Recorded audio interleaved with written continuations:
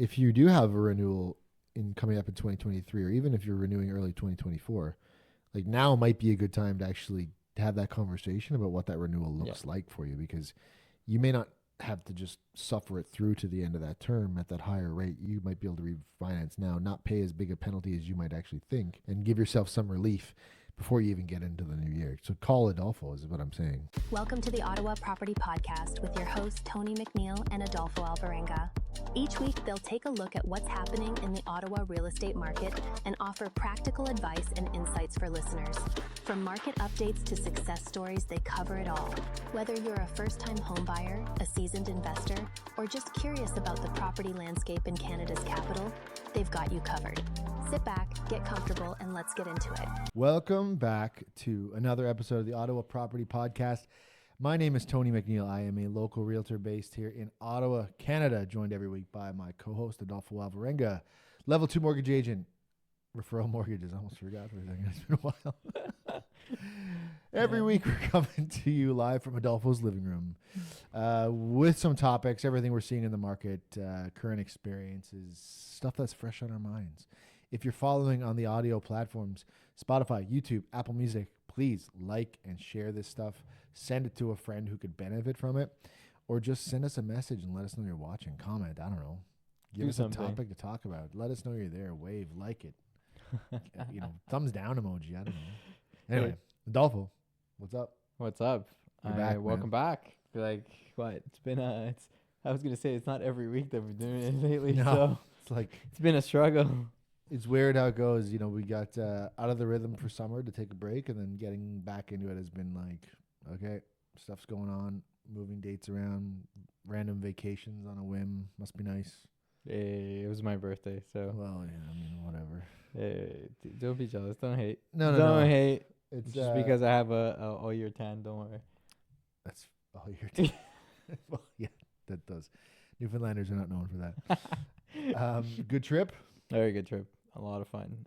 Very challenging, but fun. Like it's. I went to Spain, Mallorca, an island, and it's known for its cycling experiences, and very different to what we have here in Gatineau Park. Let's just say that. Yeah, I imagine it's mountainous, not hilly. Not hilly. God, hilly. But it was. It's beautiful, and it was a lot of fun. If I'm honest, that's good, man. I would definitely do it again. I'm glad you're back. You haven't really missed a lot in terms of what our clients have been doing. We've been like sniffing around a few properties, but nothing crazy. It's interesting, man. Like when you think about the cyclicalness of how real estate's been since COVID's been behind us, like spring has been absolutely the busiest part of the year. Summer's been like, okay. Yeah. In the fall, like I thought it would be busier than what it has been. So I actually have a question for you there, because like I have some friends who just had the property in the market in Gatineau, which is going to be different than what Ontario, of course. And they pulled it off the market and are thinking of relisting again. When is a proper time? We would say, because like as a buyer, obviously, like I've seen it before, like you have times where you could get a deal around this time. Sure, man. Yeah. But as a seller, I would say there's always opportunity on either side. Yeah. How long has your listing been up for? I think it was for 60 days at least, if not more. Okay. Yeah. Like, I'm not surprised. In Gatineau, there's a lot of listings that are sitting for a while, and it's not necessarily a bad thing. Maybe there's nothing wrong with the house, but it could just likely be a price thing. And I think that could be the case. It was quite interesting because they did mention that they started at a price point, and then like a week after, the realtor told them to drop it. So and it's probably still too high. But why not start at a lower price instead of just like saying, oh, we're gonna do it, because it's gonna seem bad. Yeah, there's so many that we call it the stigma. Ah, man, it's tough, right? Because you start high thinking like, yeah, I'll just start here and I'll give myself a little bit of negotiating room in case someone wants to try to beat me up, knock me down a few $1,000 or something. It's not as easy as that. Like if some like buyers right now feel like they're in control, certainly like in Gatineau, in certain price points, I assume, where if they're in Ottawa, they get a lot less. If they go over there and they feel like they've got probably too much choice in like the $400,000 to $600,000 Yeah. range. You can get a really nice house in Gatineau for that. Yeah. So I would look at it like, hey, am I offering value at the price that I'm listed at? What are Mhm. my competitors doing? And most importantly, what are the solds? Like if their realtor should be communicating to them like, hey, this one sold for X, we need to be Y. Mhm. You know what I mean? Like how do you position yourself? If you look at the HPI index for homes, and I'm just speaking on Ottawa because I do not know the numbers for Gatineau, Yep. but I assume they're probably pretty linear together that way. Okay. The HPI home price index had just leveled out for the first time in like 2 years. So we've been like on a correction, slowly coming down. And for the last couple of months, it's been flatlined, which shows kind of like, are we at the bottom? Is this as far as these prices are going to have to slip? I see stuff in the news, however, in like Vancouver and Toronto where like they're still coming down. But that's I feel that market is a little bit different than our market. And I agree. And We you're don't absolutely we right. don't have tall towers of like multiple condos with condo fees Sure. and as much as they do. Like we do. I'm not saying that we do. I think in our side of the market, the one that's affected the most has been the condo market. Mm-hmm. But the what's it called, the freehold market, where like townhomes, your semis, your detached, they're kind of still doing good. Like at least in my opinion. Like obviously you see this more in a day to day than I do. It depends, man. It really, like a condo in the market is different than a condo in Westboro.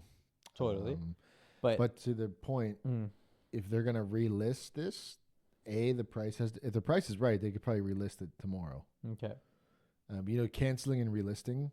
For those who don't know, when you cancel and relist a property on MLS through your realtor, it kicks it back out to everybody who's got those automatic searches set up. Yeah. So that's why people do it, because it's going to refresh in everybody's inbox the next morning. But then it also looks somewhat bad that you put it up and then canceled and then dropped it, and then to see that as there's room for some type of negotiation. Exactly. So there's like we were walking a fine line of like, if you're gonna do that, you can't just like come down $5,000 every time you do it. Yeah. 5,000-10,000. It's not moving the needle.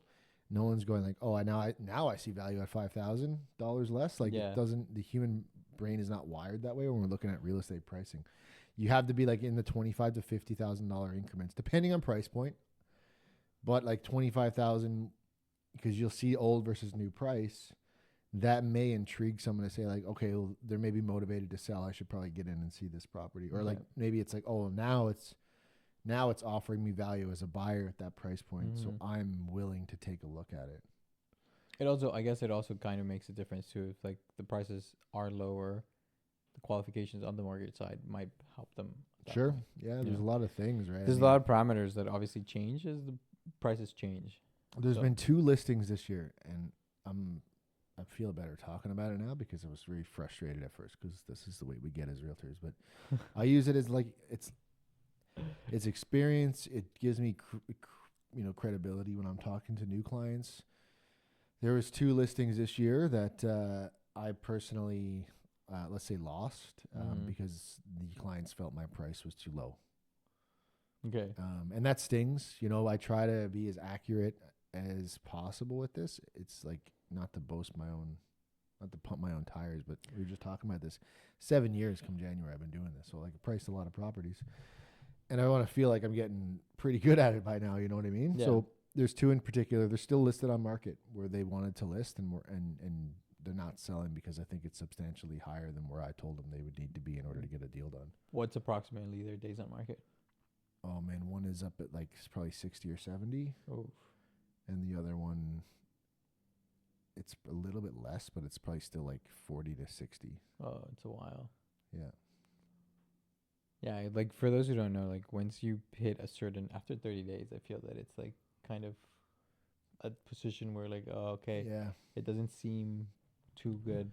Interestingly enough, with that, I totally agree. Like we took like a stats class 2 weeks ago. Okay. And it was fascinating. Like I do a lot of the numbers for the teams and our weekly emails or our monthly emails and everything. So I'm sitting there and I'm like, when I'm talking to a seller, I want to tell them what the average days on market are to get a deal done. Mm-hmm. And what we had been reported from the board is actually inaccurate. Why? So it's my understanding that when someone cancels and relists, Mhm. like your friends in Gatineau have just done, and like I've done with properties many times. Yep. The board doesn't have a way of identifying the previous days on market. Oh, because it It doesn't overlap. Yeah, so it stops it and then restarts it, which is advantageous in some way but to not the seller, accurate. but not accurate, because then you don't really get your stats are 100%, skewed man. in so many ways. And even as me, like trying to list a property or put together a listing presentation, I can no longer use that stat. Like it's not real anymore, because if someone cancels and relists 5 times, and they do it every 3 weeks. There should be a rule of how many times how long it should take. Well, for you it's your but then property. You can do whatever the hell you want with it. Yeah, that's you know true. what I No, mean? I know, but like it's interesting because like it kind of gives you a way, and it's a sales tactic, right? Oh, for sure. Yeah. But it's perception, right? It's getting that refresh listing in front of everybody's emails, top of mind, and Spruce it up, make spruce it look up, a little change the nicer, photo you a know. bit. Yeah, Change yeah. the photos, change the faucets, make it look a little nicer, a little more pricey. Sometimes it works, sometimes it doesn't. I think in this market, buyers are just so well educated that they don't fall for that type of stuff anymore. It's very hard to do. I think that the experience we had because of COVID and all the prices going up, hitting highs, Yeah, sure. then coming back down is what has made everybody kind of reluctant of like, is this the last down? Yeah. You know, or is Yeah. it going to continue to go down? And as humans, we have a mentality of always wanting to win and not losing. So obviously, if it continues to go down, nobody wants to be in the market when it's continued. They just got in the prices. You're gonna tell me it's gonna go be less? Mm-hmm. Like it's hard. And like we have a client who's bought a condo in Westboro, right? And Yes. Yeah. he's now looking to see what he does because he might be relocating, which was what, a year ago that he bought it, year and a half ago. Year and a half, probably. Yeah. So Yeah. like it's Like he bought in a great building, and obviously the condo market hasn't really done much since, but it hasn't really dipped much further either. No. Let's be honest here. The only thing is the only equity he has built in the property is what he's paid down on his mortgage. yeah, because the value hasn't increased, and then if Exactly, you were yeah. to sell, it's just the fees of it selling. So It he would be losing get because crushed, of that. Absolutely, yeah. Not necessarily because the market shifted and his price is less. No, it's it's just closing costs. the closing costs, the fees for selling the property itself. Yeah. Yeah, so like he can't leverage that to get into another property. And funny enough, actually, the clients that I'm helping with this inspection that I talked about off camera with you, he had a conversation with me yesterday, because basically, long story short, maybe we'll go into a little bit of stuff about this home inspection, but the deal kind of blew up yesterday, and he's venting to me. He's, I can tell he's stressed out, not in a bad way, just like wanting to get some stuff off his chest. He's like, Tony, I didn't really think that like selling and buying would be so expensive. Oh, the fees. And exactly, yeah. And I said, well, like I'm not sure. Like, what do you mean? And for anyone listening, if you're listening, please. This leave is us a important. comment. This is key. Yeah, for anyone listening, we didn't help them with the sale of their property. They're relocating from another part of Ontario, so it was a referral that we got in. But he said, like, it was, to offer a sale, to pay a listing realtor and then offering a cooperating commission plus closing costs. He's like, what we bought it versus what we sold it for, we thought we were going to be Xing this Way amount more of money. Yeah.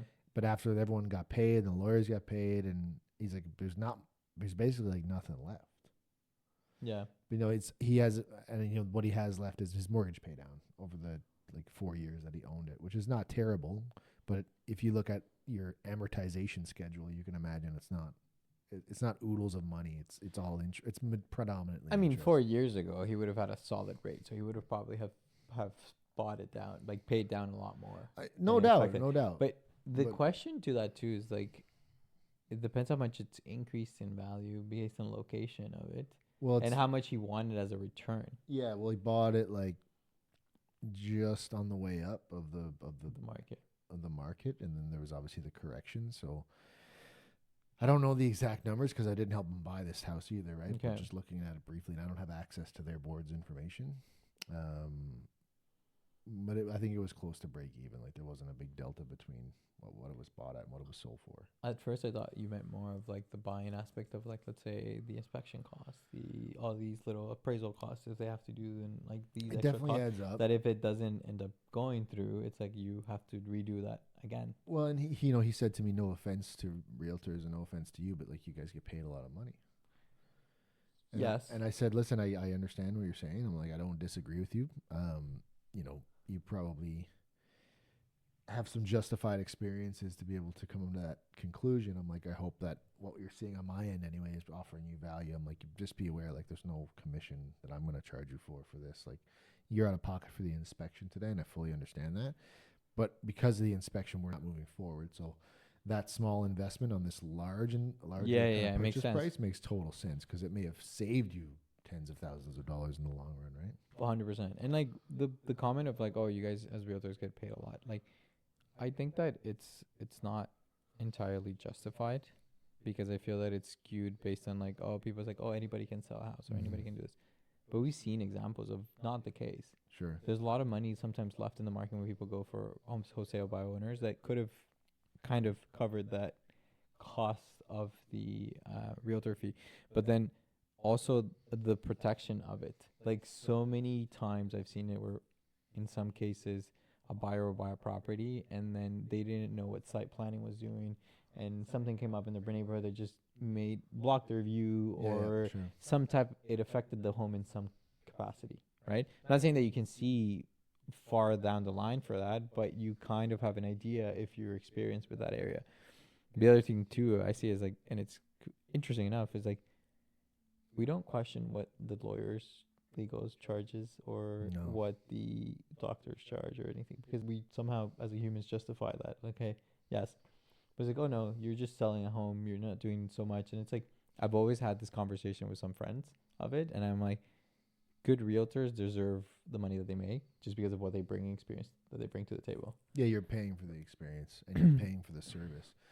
Correct. And I didn't disagree with them. I'm like, listen, I know there's realtors out there that give people bad names. There's a CBC marketplace investigation every year on how shitty some realtors are. Exactly. And it gives us a negative public perception, but there are people out there that are earning their keep and really providing value to their clients. But anyway, long story short, you know, it is expensive and that deltas are different, and he's we may have dodged a bullet. I don't know. It's kind of resurfaced again today. I have to present an offer back to them from the seller. So let's see how you package that together. Well, it's interesting, right? Like I think there's a lot of people wanting to get a deal done, and much like your people in Gatineau, you know, you got to get creative in how you're going to put a deal together. Like, there are opportunities on both sides, and I know I'm a broken record, man. I'm so sorry, but it's so true. That if it's priced properly and it shows well, it will sell. Yeah. No, and I agree with you with that. Like, it's definitely makes a difference of like, if those three factors are in it,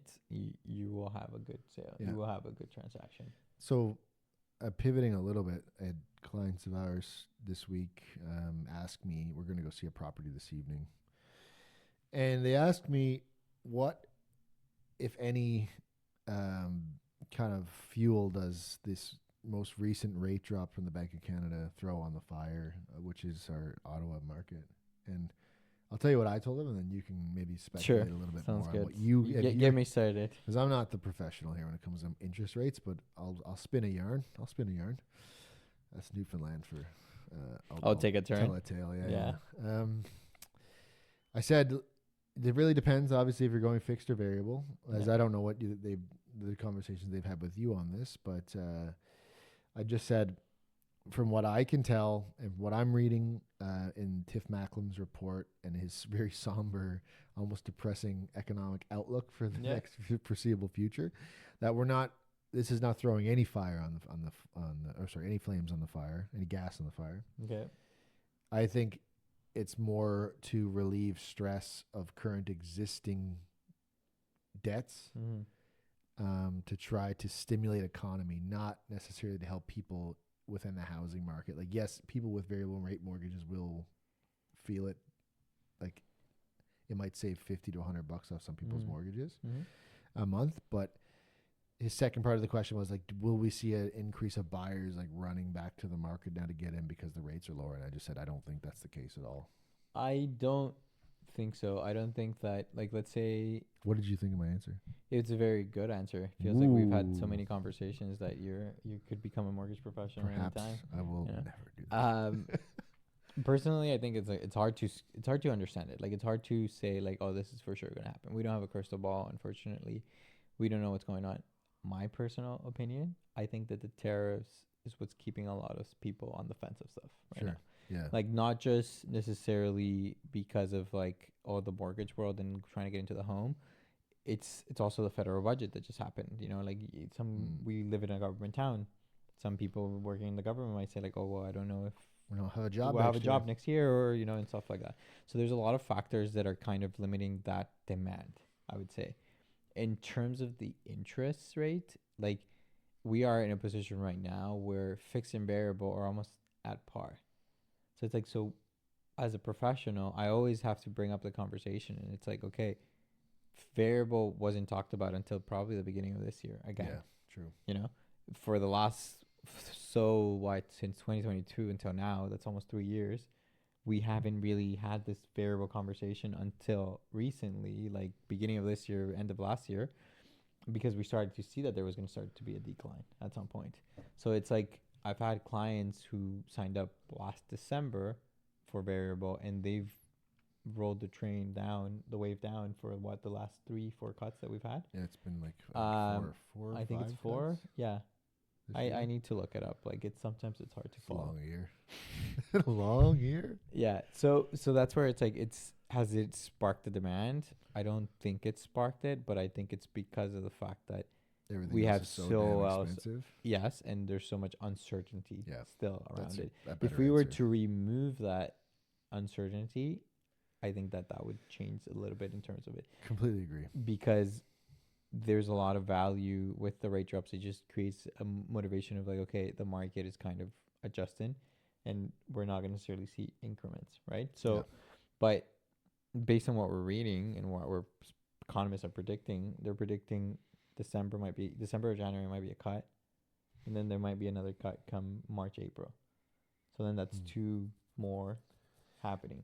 Is that going to happen? We don't know. And think if you look at like purchasing trends year over year, like we're getting into some of the most heavy consumer spending months of the year in November, December. Yeah. And people are going to put holidays. credit card debt. Like you're going to get calls January 1st. Like, Adolfo, how do I lump this into my mortgage? Because I don't want to carry this unsecured debt anymore. Well, it's a big difference, right? Like you're talking 20-something% compared to 5%, 4%, whatever we're at. Like, but like it's a massive difference. Even in on a secure line of credit, which is I personally, and you've heard me say this, I think it's something that every homeowner He sold me on have. one. Sorry? I said he sold me on one. Yeah, I did. For long-term investments purposes. But like look at it. Like, and we have to have this conversation afterwards, but like, or at some point, there's opportunity to do, like, let's say with a line of credit, you can do cash stemming, you can do Smith maneuver. So there's things that can help you pay this off quicker. I also see it as a benefit because once you retire, you basically have a bank account. Like, yes, you pay money on it, but it's a big hefty bank account that if something were to happen, you have some access to some funds, For sure. instead of just depending on the government paying you CPP, OAS, and your RSPs, which on a perfect world, that should be enough to cover you. Yeah, but we live in a world where prices have gone up so much that it ain't. So that's where I think it's beneficial, obviously, and like everybody's different, but just by that, like every product that's on variable is what your credit cards, your lines of credit, your home equity lines of credits. So those are things that fluctuate with it. Fixed are usually your car loans, your mortgages. It just kind of depends on what you prefer. Yeah. But I'm very particular right now, especially because of everything that happened beforehand. And it's like, I have this conversation. It's like, have you considered variable? And it's like, well, we don't know in terms of it. It's like, how do you feel if the payments fluctuate? Because as much as we're going down the wave, we never know when that's going to stop and it's going to go back. It could back up, right? So if they're just comfortable, first-time home buyers are comfortable, it's like, I just want to know what my payment is. That's it. I don't care. And I'm like, okay, sounds good. We go fix. Sign here. Yeah, let's go. Short-term fix. Let's go. Sure. And I still think that short-term fix is still a solution because I still feel that some rates might continue to go down. Our fixed rates have gone like this year, like, and it's not like a big dip. It's like a little wave up and down. But it's kind of kept consistent around the high 3s, low 4s type of rates. Where variable is kind of creeping into right now if not less, and depending on some products. But if you continue to dip in terms of rate reductions, it might necessarily do that. Where I think it might spark the market is, let's say the holidays go through, we see that rate reduction come December, January, and then we see a rate reduction come March, April. Yeah, That's like a might be busy perfect timing spring. for spring market, Sure. right? Which I don't want to insinuate and kind of say like I'm pumping the market No, at no, this no. point, I right? hear you. I hate But to do it too. as you said, spring is usually the time where most of the sales end up happening.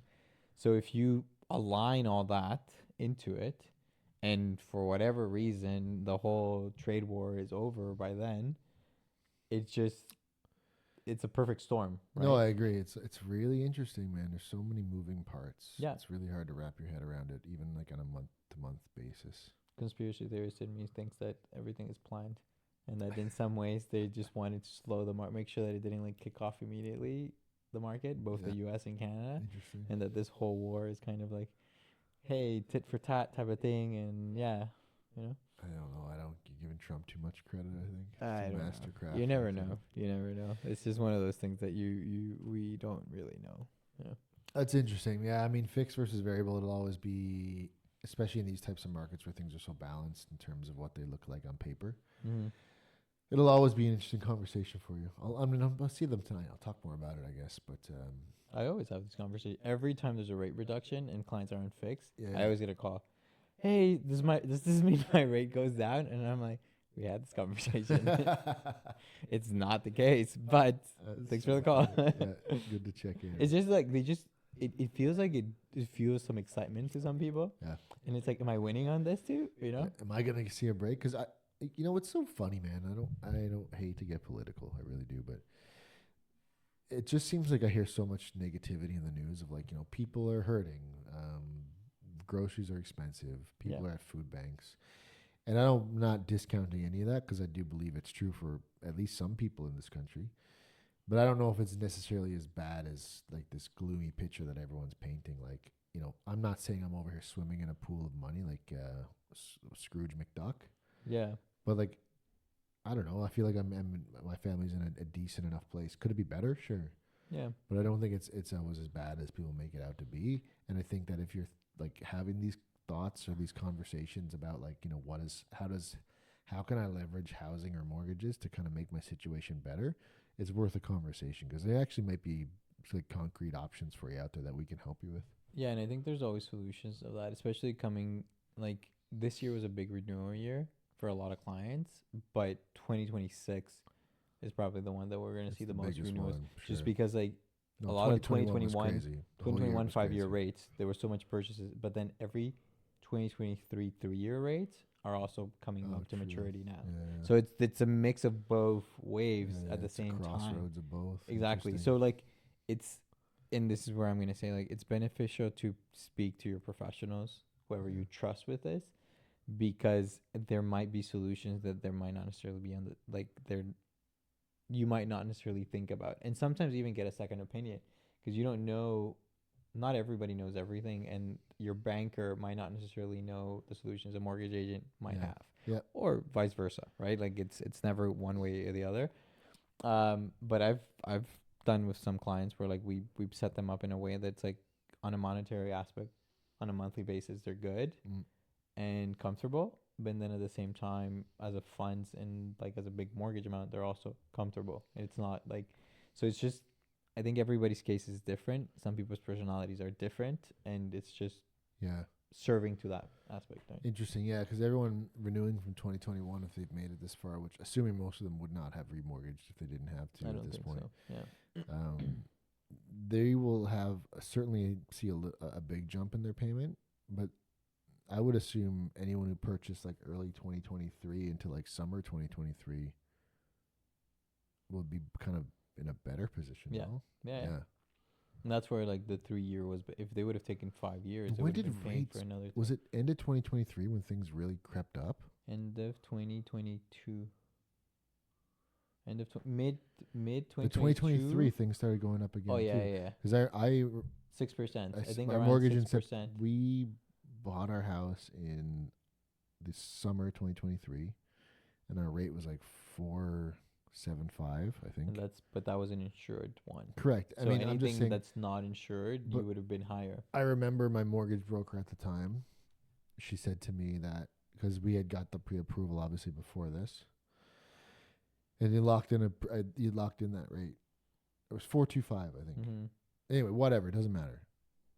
But I vividly remember the months following, the rates did go up. Yeah. Variables like spiked big Yeah. into like the 6s, Yeah. and fixed was up in like the 5s for sure as well. I think 2022 was the most sales that happened. Like 2021, 2022 was the sales. And then the start of the rates going up was at the beginning. It was in 2022. For sure, but we were going up from like a record low. Yeah. So we didn't. Totally. When I think of like high rates now, my 2023 mind was is the adjusted to highest. these 4 rates that we've seen. Totally. Okay, yeah. But so at we're in some the- point we were at 5, 6. that's what I'm saying. So like Yeah, yeah, late yeah. 2023, early 2024 was actually some of the worst for people. 100%. So Yeah. they're going to see improvements, whereas the 2021 is going to see like a higher payment. 100%. Yeah. But going back to what you said about the news, they just see gloom and doom, right? Yes. And it's like you're not really having a conversation about the people that will be saving too. So it's Yeah, just there's like some people will benefit from this. for exactly. sure. So it's just like everybody's case is different, and that's what I'm saying. It's like if you follow the news too much and just feel that everything is doomed, you look out for your interest. Like look for your answer, ask the questions, talk to somebody that will know this. Yeah, and So- like, to the people that are, to the many hundreds and thousands of people that are listening, if you do have a renewal in coming up in 2023, or even if you're renewing early 2024, like now might be a good time to actually have that conversation about what that renewal looks like for you, because you may not have to just suffer it through to the end of that term at that higher rate. You might be able to refinance now, not pay as big a penalty as you might actually think, Totally. and give yourself some relief before you even get into the new year. So call Adolfo is what I'm saying. Thank you. It's basically my pitch, my sales pitch right here. But it's just knowing if the numbers add up in some ways, like if the rate savings will be beneficial to cover that penalty. Yeah. Right. Yeah. And like most of the time when it's a very short term, like when it's about to mature, like we could definitely see a lot of savings there. Exactly. Like the penalty might be outweighed by the savings. Correct. Yeah. Yeah. So it just depends. Everybody, like I said, it's case by case. Yeah, I don't mind that. I think it's always worth a conversation for people. 100%. It's what, half an hour of time? Exactly. People's days in the week. Like, Pro bono for you. Pro bono until we close. Yeah. But yes, pro bono. No, that's good, man. I don't know. Like, I think this rate cut has kind of paved the way for the spending that we're going to see, and we have seen For Christmas holidays. Yeah, this going to say this liberal budget, which we'll get into next episode. Yeah. We wanted to touch about it this week, but we need to do a little bit more homework on it. There's just so many point of views on it, man. I've listened to so much stuff over the last 4 days on this. It gets overwhelming in some ways of like what does it actually mean? It's so easy for any person to like manipulate the numbers to fit their narrative. Oh, 100%. That's what's so frustrating about it, man. Well, let's see the perfect example, and I'm not throwing them under the bus, but like Orb with the stats of like oh, you don't take into consideration the ones that have been canceled and relisted. So like days on market look great. Everything's can selling in 28 days. That's perfect. Yeah, exactly. You can make your math. If you want to. Frustrating, Yeah. man. Like that's fudging the numbers hard. But I think opinion based like review and not being like, you can be critical without, flat out saying like this is a terrible budget. Like I'm looking through it and I'm thinking like, yeah, none of this is that bad to me. And I think, people complaining about cuts and what are we going to do? It's got to happen. Like we can't just keep, I understand the deficit's up and we're going to keep spending, but we can't just keep spending either. So it's like, you don't want the deficit, but you don't want the cuts. Like what the hell do you want people to do, man? Like you just want them. What is it? Just tell me, man. I don't know. I would hate to be a politician, man.